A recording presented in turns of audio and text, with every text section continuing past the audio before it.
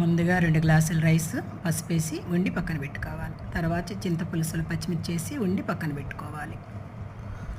ఇది చల్లారి పెట్టుకొని దాంట్లో కరివేపాకు జీరా వేసి కొంచెంసేపు ఆరనిచ్చేసేయండి. ఇప్పుడు పోపుకి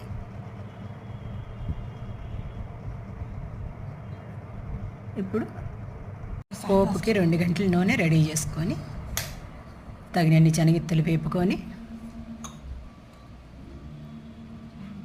పులిహోర రైస్లో కలిపేసేసేయండి.